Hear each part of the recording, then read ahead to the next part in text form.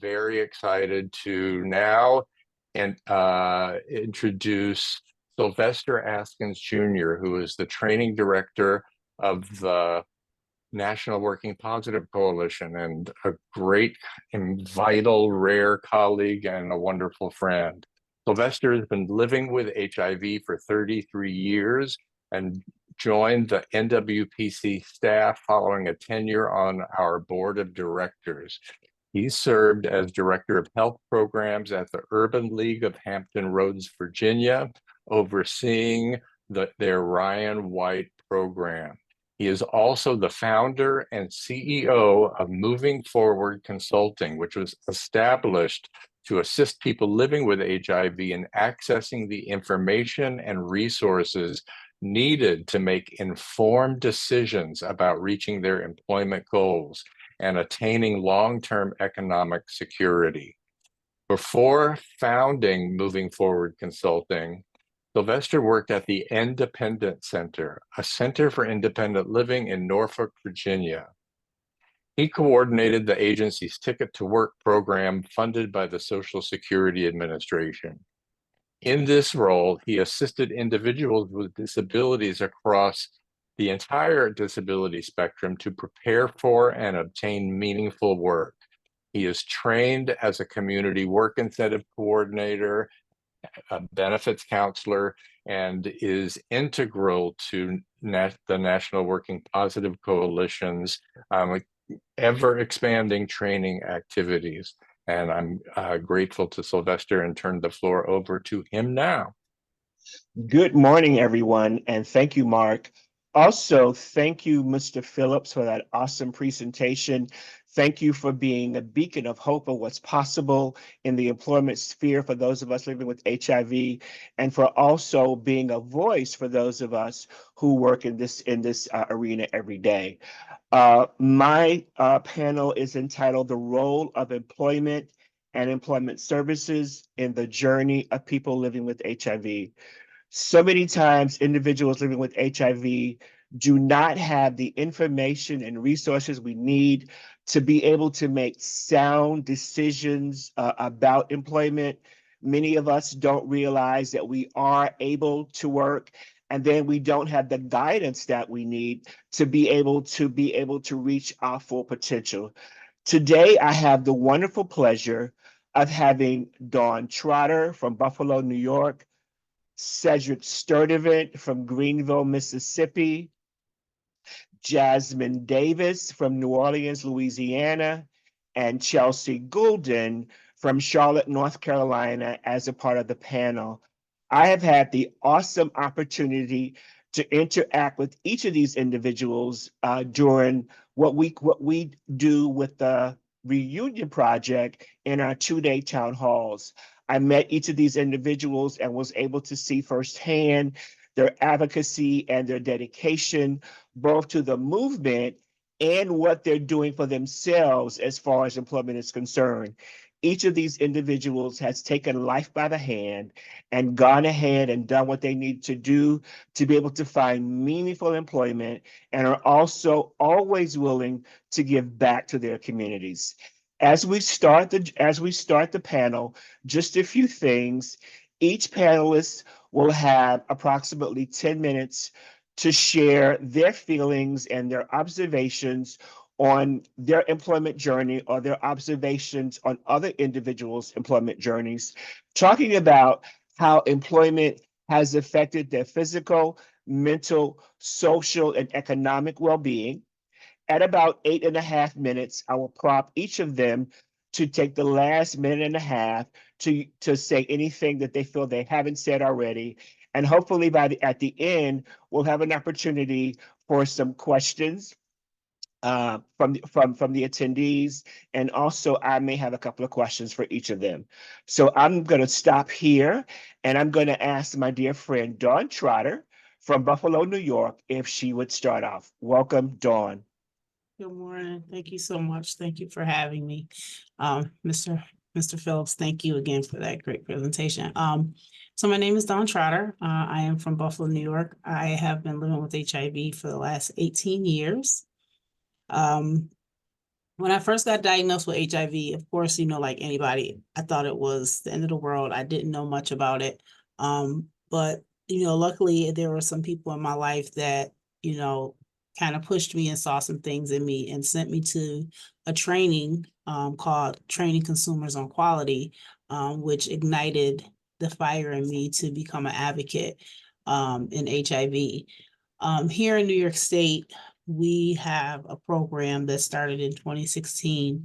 It's the New York State Peer Certification Program, where people living with HIV are able to become certified in HIV, harm reduction, hepatitis C, PrEP, and now criminalization. And I was lucky to be the second peer in the state to become certified in HIV. Luckily, I was given a opportunity to become a peer back in 2014, to work in an agency part-time as a peer. And I've been in this agency coming up on 10 years.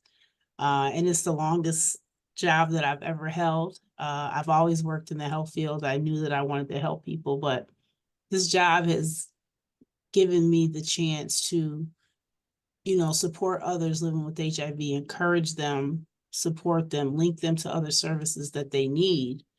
But the job itself has given me such joy, purpose in life. It's a great thing to work in an agency that hears you and sees you and treats you as an equal. I don't walk in the door of this agency and feel like I'm less than because of the title that I was given. In the beginning, my title was peer. And I realized that sometimes people saw that word and they kind of got discombobulated. So I asked if I could change my title. And right now I just got promoted. And so my title is Retention Adherence Lead. But back then I was a patient adherence specialist. But again, being able to work this job and link people to services and make sure that they are supported in what they need has just, changed my life, because I don't know that if I was not able to work in the field, be an advocate, if I would be in a better place than I am right now. My health and my mental health is great. Working, knowing that my lived experience is important enough to pay me for that, right? And pay me well, right? And so I advocate for others to, when they are being employed by an agency, make sure that they give you a living wage. Don't allow them to use you, tokenize you. You bring something to the table that they don't have and they need. And what you're sharing is very important, is vital, right? I am most times able to get information from our patients that the doctor, the care coordinator, the case manager cannot get. A lot of times patients will, unfortunately, I tried to get them to not do that, but they refuse to speak to anybody but me. Even when they are no longer on our grant, they still call me. And that's okay, right? Because as long as I'm helping them get the best care that they can get, and they're meeting all the needs that they need, helping break some of the barriers that they have, that's what's important. Also, I tell people all the time that HIV saved my life. And it saved my life because it put me on a pause, and it made me realize and look for what was really important to me and where could I best put my time and energy. And so, being an advocate and being on different boards across the state and nationally, I've been able to use my voice, right, and make a difference in some areas. And, I heard Mr. Phillips talk about Black women. And so that enticed me also, being an advocate, to start my own organization called Woman to Woman, We Are One. And we are focused on Black women, all women, making sure that we build a community of women to link them to services, build community, find what the barriers are from stopping them to be the best that they can be, and then just supporting them in whatever they can need, and educating the community on HIV, because I do believe, and I've saw that HIV is kind of being swept under the rug of people have heard for years that HIV is not a death sentence. And so people feel like it's not a big deal to talk about, but they forget that just because I'm living with HIV does not mean I still don't need some things. My health might be under control, but maybe I'm having issues with my mental health. Maybe I'm having housing barriers. So there's so much more that goes into us as a person living with HIV. But working in this field has just brought me so much more understanding of the diagnosis that I'm living in. I try to every day encourage people to just go out and be the best person that they can be and fight for themselves, and don't let their voices be diminished. So working in this field is just, I don't know, I can't say it enough that it's just brought me so much joy. Again, I have to say, this is the longest job that I've ever had in my 52 years. This is the only job that I can say is a career that I love. I love working in this field. I love the agency that I work for. And, I wouldn't change a thing about it, but if I had to tell someone living with HIV one thing, I would say, don't give up, fight. Know that your voice is important and that you should always be taken serious, and you make sure that you fight for what you know.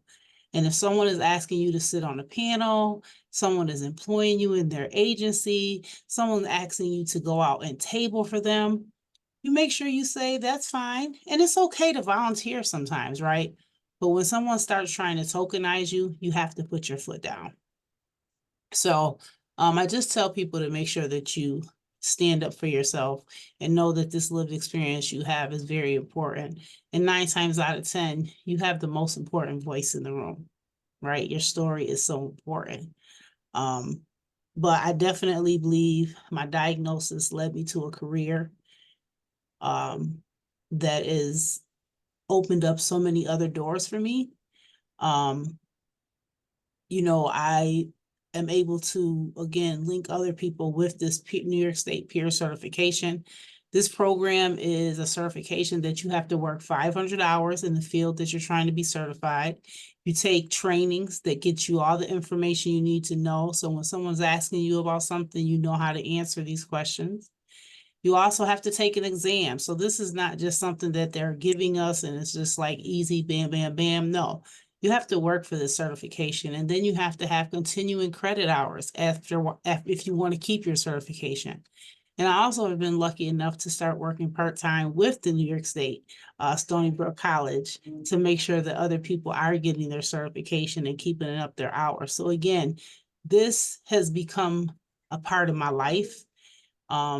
Working to make sure that people living with HIV are getting their needs met, making sure when they are working in agencies, the agencies are not just tokenizing them, that they're getting paid a living wage, and teaching them how to advocate for themselves, and also making sure that Black women are in the front of any conversation, making sure that their needs are met. So just using my voice to make sure that all these things are happening. So thank you so much. Thank you so much, Dawn. I do have one follow-up, but I'll wait until we get to the end of our session before I ask you to elaborate on it. Next, we're going to go to Chelsea Goulden. Good morning. My name is Chelsea Golden, and I am in Charlotte, North Carolina. She, her pronouns. So as Dawn was talking, it's interesting because a lot of the things that she said, I feel like they were very in line with my experience. So I was diagnosed almost 21 years ago, be 21 years this summer, right before my senior year in college. So I already knew I wanted to go into the helping profession, but I didn't know exactly where. And that diagnosis devastated me.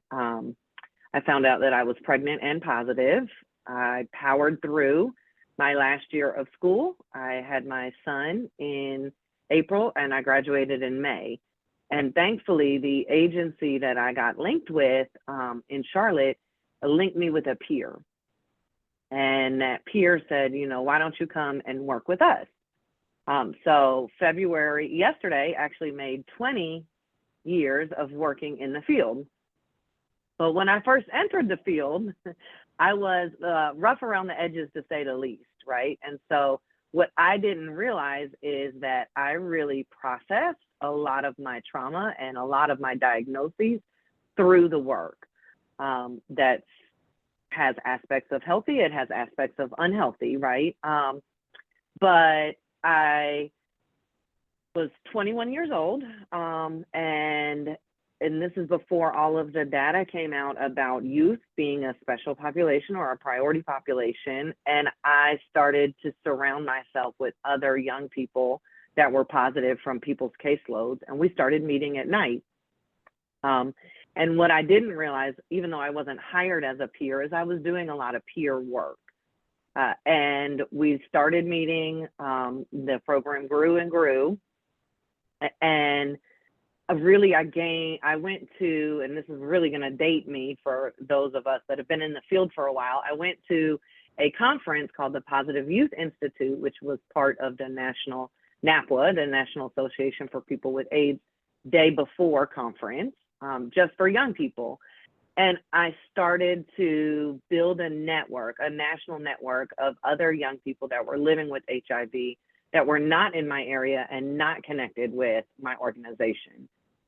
That to me was the most valuable thing, right? Because as you are working and trying to figure some of this out, especially as a peer, right? You're working in a field. So if you have other peers that are mentoring you at your agency, they're also, for me, in my case, they were my bosses, right? They were my supervisors. And I couldn't really debrief or work through things with the people that I was serving because they were my clients, even though sometimes there were pieces that I could. But so that kind of unaligned mentorship that I gained from building that national network was the most valuable thing for me in my journey. And I still talk to some of those individuals today, some of whom are in the field and some of whom are not. So I think now we don't have that as much, that space that's specifically all for positive. Well, I can't say that because there is one, but, and during that time I did a lot of training, right? I did a lot of local and national things where I told my story. I used my testimony to educate, and none of those opportunities were paid. And I look back on that now and think that was a lot of passion and a lot of drive.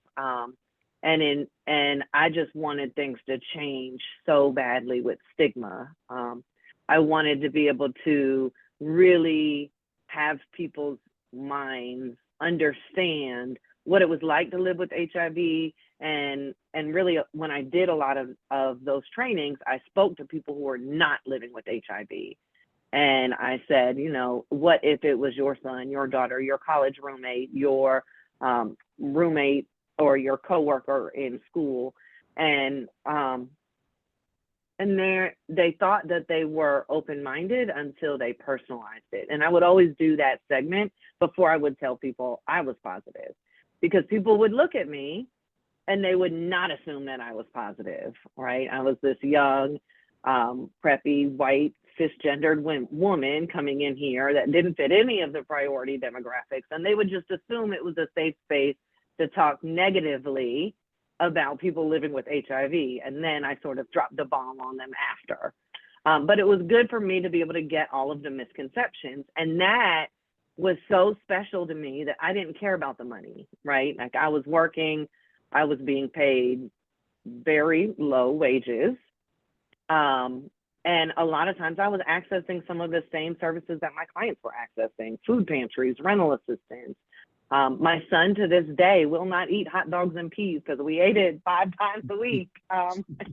So I hear what the movement and the National Working Positive Coalition is doing now around people living with HIV and making a meaningful wage. And that is so special to me. I'm so honored to be a part of it. Through my journey, I also moved from being a peer to getting my MSW and continuing to grow in the organization. And I am now president and CEO of the largest organization in Charlotte, North Carolina. So one thing that I have done for this organization is to really, really make sure that we are valuing peers and giving them training and space to make mistakes, right? Because in the nonprofit sector, and especially when you're dealing with federal funds and state funds and grantors, there's not a lot of room for mistakes, right? It's all about the numbers and making sure that you're working towards the outcomes.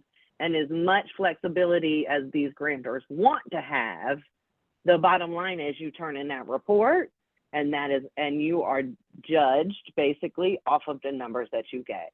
So really being able to look at what we need to do as an organization, we've implemented across the board wellness days, right? So quarterly, if you just don't feel like you have the energy or the brain power to come into work, take a wellness day. You get one a quarter. They don't count against your PTO. They cannot be pre-planned. So you can't say I'm taking a vacation and I'm gonna tack a wellness day onto it. That's not what it's for. It is for those days when you wake up and you just say, I can't do it. And I wanted to make sure that those were available to everyone, right? Not just peers, but knowing that a third of our workforce in this organization are people living with HIV. I didn't want to say it's just for people living with HIV, right? Because we're all dealing with the trauma of working in the field. So also making sure that when you make allowances for people, that you're making them for everyone and you're not just singling out people living with HIV, right? We're trying to make a workforce that is good for people living with HIV, but not singling them out. Because people have other disabilities and other things as well. Trying to look at my notes real quick. So for me, also engaging in this work, I've been afforded the opportunity to do some global things, right? So early on in my career, I spent 3 weeks in Ghana educating in schools and churches. Again, that wasn't paid, but it helped me personally and professionally grow. As I look back at that as probably the most impactful trip of my life. And then more recently, I went to Kenya, and that was amazing as well. But just being so young and getting the opportunity to go to Ghana it was incredible. And I also love Kenya. So I guess I'm gonna wrap up because I think I might be over. I didn't time myself, but I do think that the movement to really look at the intersectionality between employment and people living with HIV is vitally important. I think oftentimes we just assume that people with lived experience will come to the table for free and with no training. We'll sit on these planning bodies, we'll sit on these quality committees, and whether we mean to or not, we work hard to get them to the table, but if we don't provide them training to be able to intentionally participate, then they really are tokenized anyway. Even if we pay them, even if we go out and recruit and bring them to we have to build skills and give space for appropriate and influential engagement. So with that. Thank you. Thank you so very much, Chelsea, for sharing. I see we do have someone's hand up, but I'm going to ask that we hold our questions until the end. Everybody's had the opportunity to share. So next we're going to go to Cedric.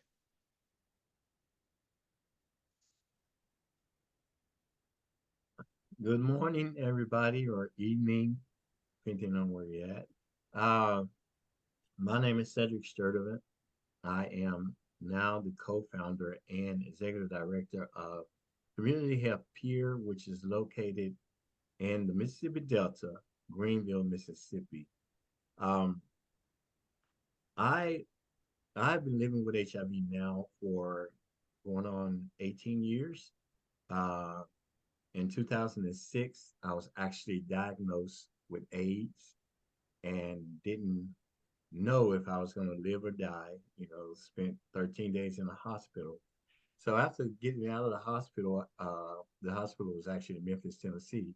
But after getting out of that, I had to move back home to my hometown is called Metcalf, Mississippi, which is right next to Greenville. I had to move back home to my mama and still the struggle there.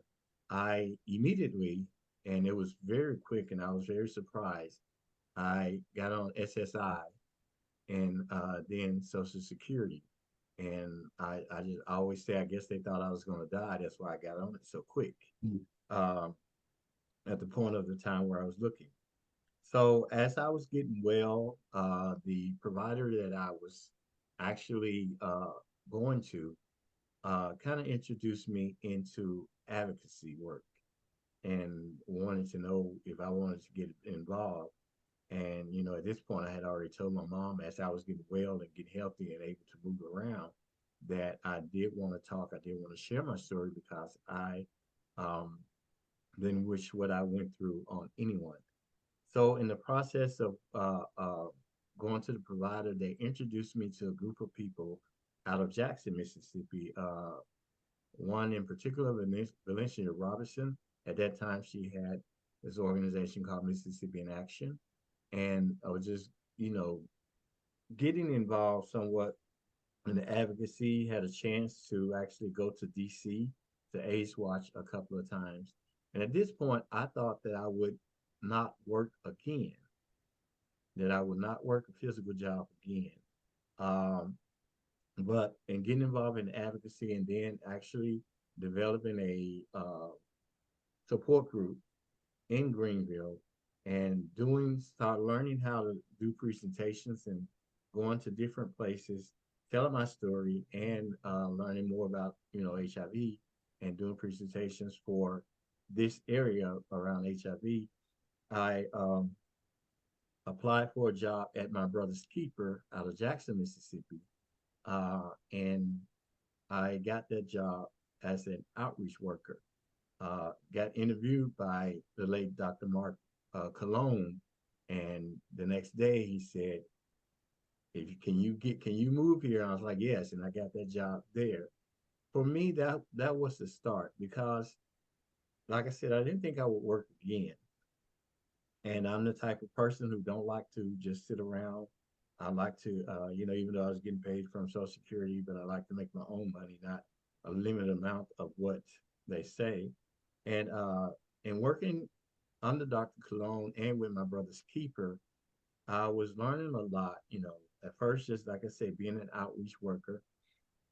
Uh, at one point, I felt like I was being tokenized because I was always chosen to talk about it, tell my story. Um, at some point, they was like Cedric is the face of Mississippi when it comes to a person living with HIV. Um, but yet and still, doing all that, which I didn't mind because I definitely wanted people living with HIV to know that, they can move on with their life and they can, continue to work because I was afraid of the fact that if I got a job other than this one, that I would have to share my story and then they may fire me or not hire me or anything like that. Um, but with Dr. Cologne, he did teach me a lot, and he asked me to speak a lot. Uh, but one thing he said to me at one point, um, that it was time to give raises, and he called me in his office and he said he wanted to give me more than what he was he that he was giving me. He said, but these funders like CDC and these type of places want to see letters behind your name. And I didn't have a degree. And he said, Cedric, you're worth more than that, but he had to abide by what the funders were saying. And I continued to work for my brother's keeper, became a project coordinator for health relationship, where I was talking to a lot of guys, especially living with HIV, and answering a lot of questions to them. And mind you, at that time, I didn't know really the answers for them, especially when it came to employment. You know, I had to learn more on that. And the thing was that they just didn't say nothing when they got on their job. And, you know, and it was like, if that's what you have to do, that's what you have to do. So um, I worked, continue to work on this project and helping young men. And then I learned more. I think, Mark, I met you, I can't remember when, but we talked about employment. And I was like, there's something that I feel that at this point, I'm still living in Jackson, that people need to hear about and what have you. And I mean, learning more. I'm going over, Sylvester. No, you're Oh, good. Go ahead. I mean, you know, learning more and uh, sharing this in support groups that we was having, you know, kind of help other people. And I, as you know, time grew and I became a speaker for a pharmaceutical company where I go around in the South and talk to social support group people. Let me calm down a little bit. It's all right. And uh, when I actually, I'm just going to be honest, I kept telling the organizations, my brother's keeper, and then another organization I work for, that there's something need to be done here in the Delta, because there was not much resources here in the Delta. Um, and when I was speaking, had to come here to the Delta, and one particular time, this young man, when I got finished speaking, this young man who was living with HIV, I think he was like 19 at the time, and I don't think he was working. And he was like, "I want to do what you do," you know. Um, so fast forward a little bit, you know, once I left Jackson, I worked with my sister, my late sister Gloria Servant, and we started an organization here in the Delta. That's the organization I'm working for now. Of course, we was here 2 years before we actually got the 501c3 letter. And that young man, when I moved here and started working in the organization, got some funding. Uh, our parent organization was a Service Coalition out of Dallas. And I'm sorry, out of Hattiesburg. Um, we were able to hire that young man. We were able to bring him in and do some training with him. At that point in time, we was doing mostly outreach. We was doing mostly uh, uh, letting people know who we were. We're doing a lot of navigation and also some workshops.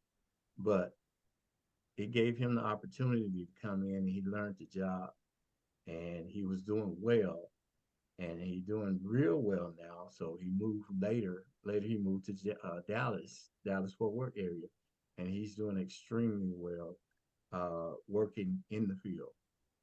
And he also had the opportunity to do some videos, and you know, just I think at one point, I don't know if it was last year, 2022 or 21, he was on Pause Magazine. So just giving them the opportunity for me to know that, hey, you guys have a voice and be careful. Don't let people use you up. You know, that's my main thing. And when I actually, when we got fully established as far as one 501c3 right now, um, I have, right now, I only have 2 people living with HIV. Before, I had about 4.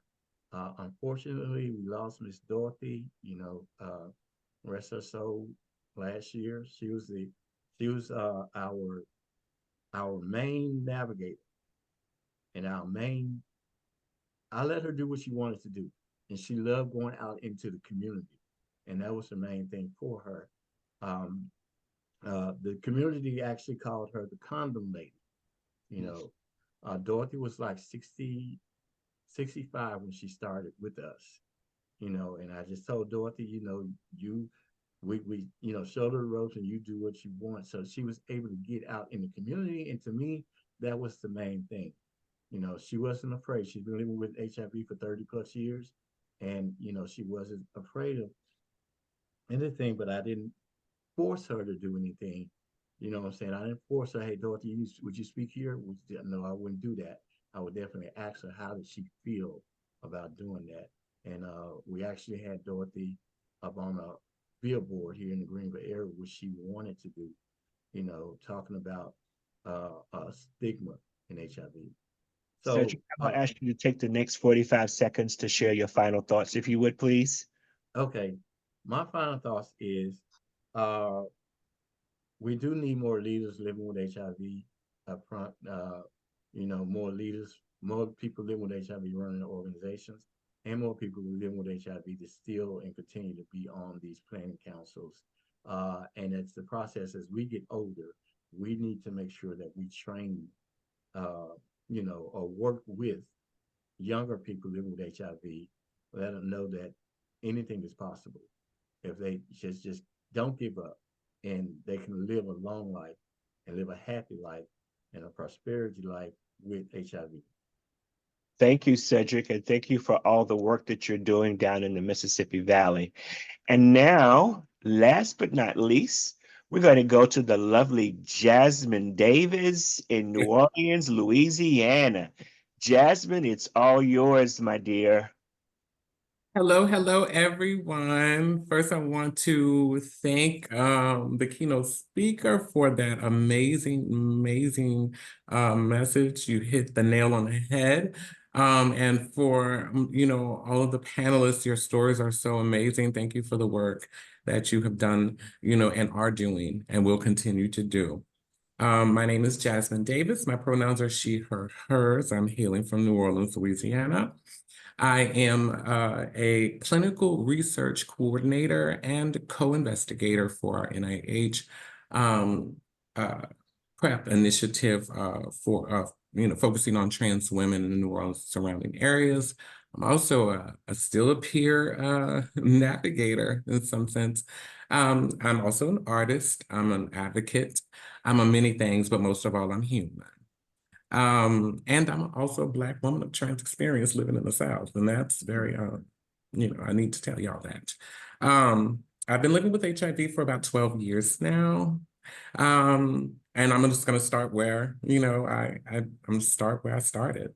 I started working before, growing into my whole self. At the age of 16, I started working at this place called the Real Superstore in New Orleans. It's not, around anymore, but hey, it was a start, And so I started working at a very young age because I came from, a single home with a single parent, 5 kids. I'm the oldest of 5 siblings.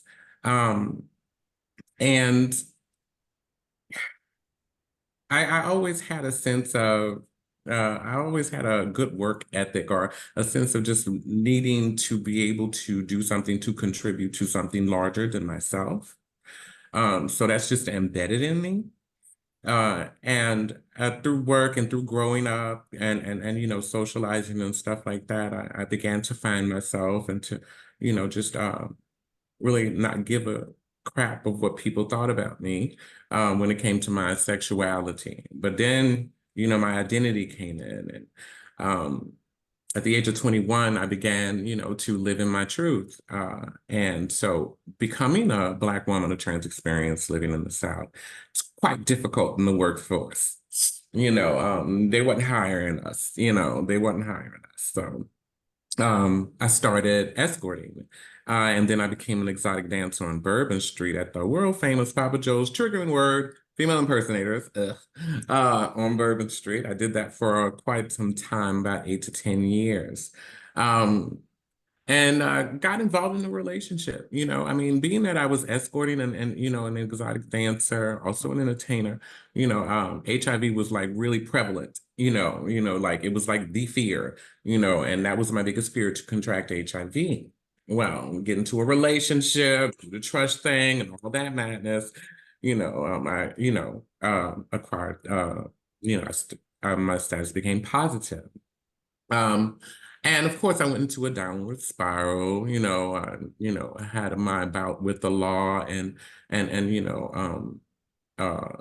substance abuse. So, kind of decided to go and get help for myself, and so I went into this rehabilitation organization called Acadiana Cares, and I went there and I learned about HIV. I learned about recovery, and I also learned how good it felt to be able to contribute to the work and the movement of HIV. And when I learned and I met so many different people who were, sharing my same experiences, and also like doing the work and helping others, I needed to get involved in that. So in 2016, I started working at my first nonprofit in New Orleans called Brotherhood Incorporated. Worked there for about I worked there as uh, an HIV specialist, or I did testing. I'm sorry, you all. I did testing there for quite some time, and then I started to like really like get connected within community and learn and meet all of these people who were like myself, people of trans experience and not of trans experience, who were living with HIV and who was doing the work. But stigma was the issue. Like it was very thick, and it still is thick, here in the South, or even actually all over the world. So my fight, really came with, my fight really was targeted towards stigma. I hated it, I mean, because it stopped me from being, who I wanted to be, or it made me afraid to really be authentic. So, I started, I got another job at Crescent Care. I started working with the National HIV Behavioral Surveillance Study with CDC in the state of Louisiana, focusing on, focusing on research. We talked about that in the keynote. And it it really gave me a different look on how my work can impact, this epidemic. And everything that was said before when it comes to employment, being tokenized and all of that, my story aligns with all of that, with everyone.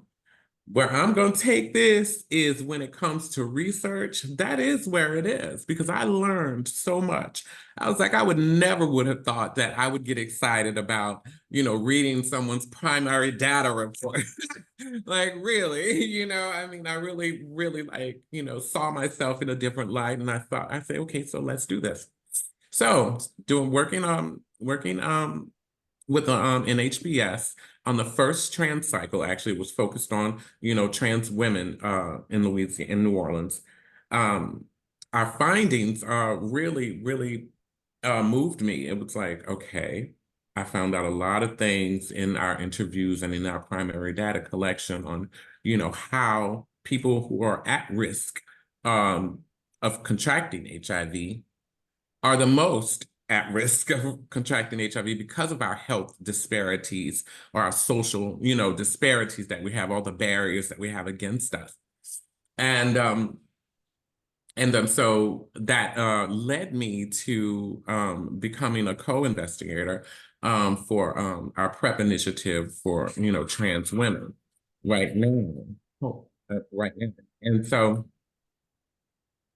doing that,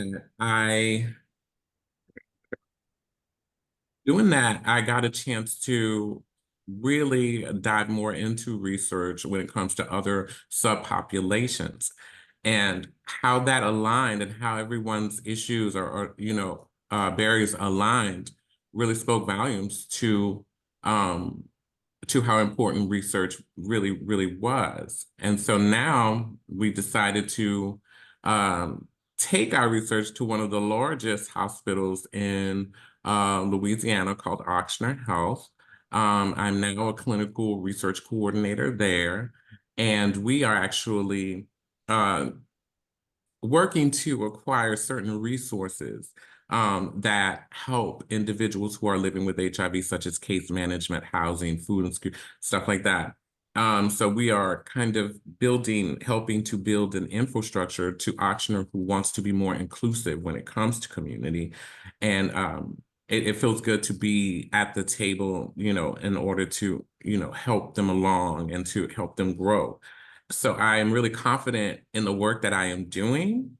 I am very excited for what is to come.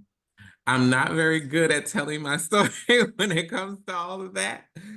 So I just want to say as well, it is very important that media that is definitely involved in ending the epidemic, because being an artist, a lot of ways that we can get in touch with our community, especially our youth, is through the arts, through music, through social media. All of that is very important. My message to everyone is please evolve. Don't stay stuck. What we did then is fine. But what is important is that we move along and learn how to connect with our community, both old, both young. Put the old heads in the room with the young heads so they can know the real history, the real story, because that's another thing that's lacking when it comes to what we need to do, or what our strategy, one of our strategies should be, or one of our focuses in the strategy should be. So please stay innovative. Do not stay stuck. Always ask questions. Meet people where they are. Give each other grace and respect everyone's experience, choices, and levels of humanity. I'm not saying levels of and humanity, not levels. Humanity. We are all human. We're on this earth together, and the only way we're going to move forward is to press on together. And I'll be taking questions. If I'd have missed something, please, ask me. Thank you so much, Jasmine, and thank you so much to Jasmine, Cedric, Chelsea, and Dawn for sharing your stories and all the information. I do have a follow-up, but Farbad has been waiting very patiently for a question since early on. So Farbad, if you want to come off mute and ask your question. No, sorry, I don't have a question. I was just clapping. Oh, okay. All right. Thank you. So Yeah. there's one thing that I heard throughout everybody's message, and that was giving back. And it seems that your ability, or your giving back, is one way of uplifting your own mental health, because you know that you're giving back to a community that needs what you have to give. Something else that I saw and that I heard you guys talk about was economic security. Many times I heard Dawn speak about peers. I heard Chelsea speak about peers. And many times when we're in these peer positions, we're not being paid the money that we're worth. And work is one thing, but work that allows us to have some economic stability is something totally different. Also, Dawn, I heard you talk about as being a peer, that sometimes you weren't always seen as an equal. Could you just, in just a couple of quick words, say let's say a little bit more about that? Sure. So just when I first started working in my agency, or even when I was volunteering, when people would look at me, it was like, oh, that's just the peer. It was always that. That's just the peer. In the beginning, when the case conferences and things of that nature was happening, I was not brought into the room. And unfortunately, they were missing a lot of information because they weren't talking to me. They didn't realize my importance, right? But it took about 6 months, and then they did recognize, and I'm a very outspoken person, right? So I know how to share my voice and let them know that, you know, you need to bring me also to the table because you're missing some things. And again, I have to mention that I had a lot of people that trained me, right, when I went to these trainings, the TCQ, things of that nature, that taught me to share my voice, use my voice, right, make myself be heard and seen. And everybody doesn't have that opportunity, right? And so I took that to make sure that as I was in that agency, I was going to make sure that I wanted to do the best job that I could do. And that meant that I needed to be a part of the patient's care from the beginning to the end. Because what I had to say and what I had to share was just as important as the doctor, right? And a lot of times patients weren't telling the doctors everything that could make sure that they get the correct care, but they were telling me. And so I needed to be at the table. So, yeah. Thank you, Dawn. Chelsea, you brought up a very interesting comment about trauma that you said early on that you were dealing with some issues of trauma, I believe. And I think sometimes we don't always take a look at how trauma, our own trauma or the trauma of others, impacts employment. Could you speak just briefly about trauma and how it relates to employment? Sure. So, specifically in that role, for me, it was figuring out how to date as a positive woman, figuring out how to be a parent as a positive mother, figuring out how to deal with past history of abuse in intimate relationships while I'm trying to help my clients do the same thing. Mhm. So as I'm listening to their stories, I'm feeling triggered or feeling or trying to kind of work through my own stuff while I'm reaching out to resources. But at the same time, because I'm working in the field, I'm too scared to access those same resources because I feel like I'm doing referrals and those are now my colleagues in the field. So how can I come in also as a client? So that is always been a little tricky, and it's still a little tricky when you're guiding people that are coming into the field with various types of trauma. And so some of that is stigma around mental health, right? And stigma around experiences of intimate partner violence. And some of that is just trying to hold space for those of us that are also colleagues in the field. Thank you, Chelsea. We've got about 3 minutes left in the panel, and I do have a question for you guys that I want each of you to take about maybe 30 to 45 seconds to answer. In your own journey to employment and meeting your own employment goals, can you guys share with us how counseling services and service linkages could have done a better job at helping you along your way? And anybody can. For me, having like a case manager that shared the same, like, or at least have that life experience, or it's like doesn't come from like a family that or like went to college in the suburbs and all that shit, you know. I wanted somebody from the ghetto like me. And that way I would be able to, you know, really like, you know, really connect and not feel judged. I mean, my issue was feeling judged, and people talking about me behind closed doors, and now I don't really give a shit, but but that's important, just to have that person like that looks like me and that can relate to me, and that that know my struggle. All right.